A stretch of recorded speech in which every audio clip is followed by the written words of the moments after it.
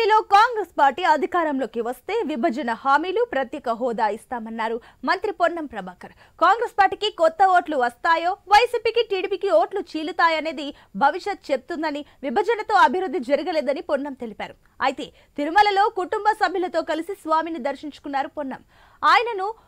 ఆయనకు పట్టు వస్త్రంతో సత్కరించి తీర్థ ప్రసాదాలు అందజేశారు ఆలయ అధికారులు. 10 ఏళ్ల అనంతరం ప్రజాపాలన ఏర్పడిందని, ఇచ్చిన హామీలు నెరవేరేలా స్వామి దీవెనలు ఉండాలన్నారు. వెంకన్న స్వామిని అనేక సందర్భాల్లో అనేక కోరికలు కోరుకున్నాం. అన్ని ఆ భగవంతుని కృపతో సాధించుకున్నాం. రాజకీయాల్లో ఉన్నత స్థానానికి కోవాలని పార్లమెంట్ మెంబర్ అయినాం.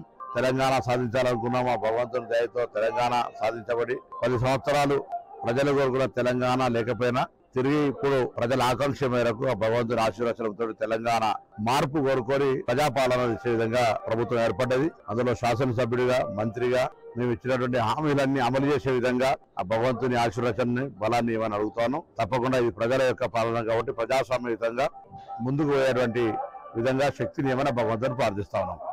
అలా భాగంగా ఇలా టెంపుల్ ఈవో గారు లేవు, ఈవో గారిని చైర్మన్ గారిని హుస్నాబాద్ నియోజకవర్గ ప్రజలకు సంబంధించి ఎన్నుకోరు కాబట్టి ఒక దేవాలయ నిర్మాణాన్ని కూడా నిధులు ఇవ్వమని అడుగుతా ఉన్నాం. ఇప్పటికే చాలా దేవాలయాలకు నిధులు ఇచ్చినారు. మేము కూడా దానికి సంబంధించిన కంట్రిబ్యూషన్ ల్యాండ్ అవన్నీ ఇస్తాం. హుస్నాబాద్ లోపల కూడా ఒక దేవాలయ నిర్మాణానికి నిధులు ఇవ్వమని గౌరవ కరుణాకర్ రెడ్డి గారిని, ధర్మారెడ్డి గారిని, అదేవిధంగా గౌరవ ముఖ్యమంత్రి గారిని కూడా కోరుతా ఉన్నాం. మార్పు ఇప్పుడు రాష్ట్ర విభజన అనేటువంటిది అనివార్యం. ఆనాడే ఏమేమి అవసరమో